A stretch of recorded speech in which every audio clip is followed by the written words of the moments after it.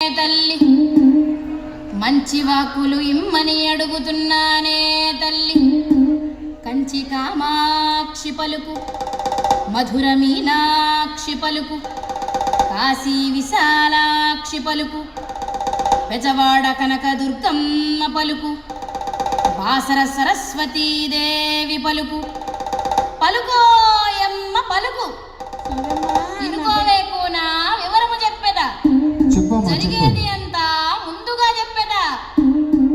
వ్యాధన్నది నీకు లేనే లేదు, మనసుకు పట్టిన ప్రేమ జబ్బు శృంగారవనమున చూసిన ఆ పురుషుడు నీ మనసపుడే దోచినాడే తల్లి.